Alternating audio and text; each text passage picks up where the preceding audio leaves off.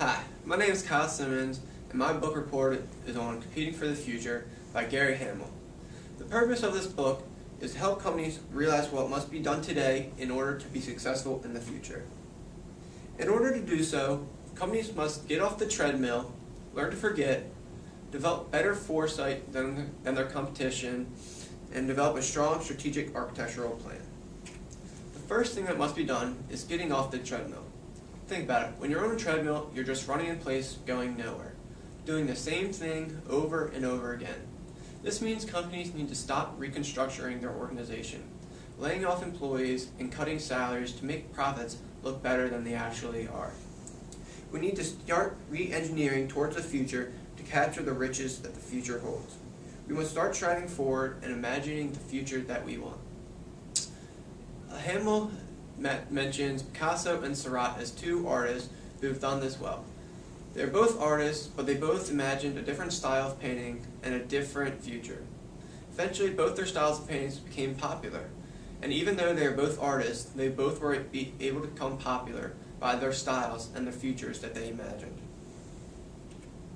The next thing that must be done is learning to forget. What once worked in the past may no longer work in the future. We must stop the myopic view of opportunities and threats.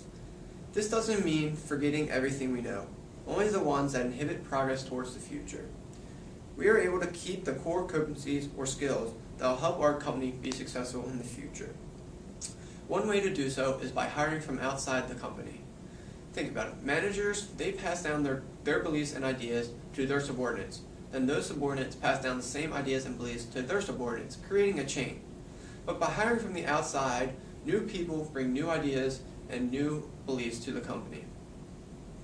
The next thing that must be done is having better foresight than our competition. Foresight helps answer questions like what benefits should we seek and what competencies must we acquire to offer such benefits. Hamel uses the example of Apple to illustrate this. Before Apple developed the Macintosh, all the computers needed C commands to be operated, which was a hassle for all people to use. But Apple developed the graphic user interface and implemented it in their Apple Macintosh. This made computers user-friendly and simpler for everyone to use. The idea of the graphic user interface is still used in computers today.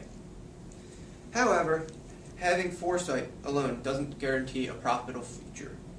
But without the foresight, there is no future.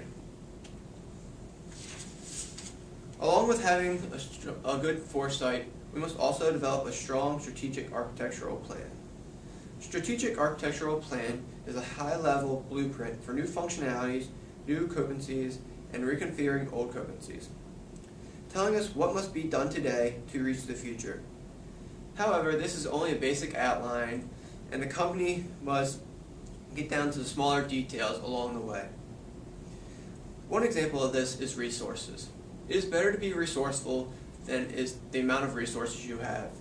Being able to use and recover your resources efficiently is key.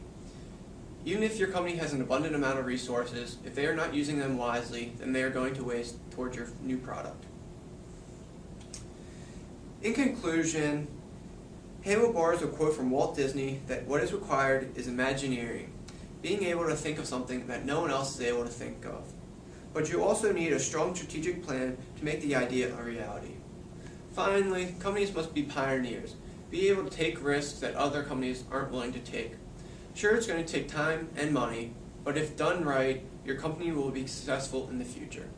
Thank you. Any questions?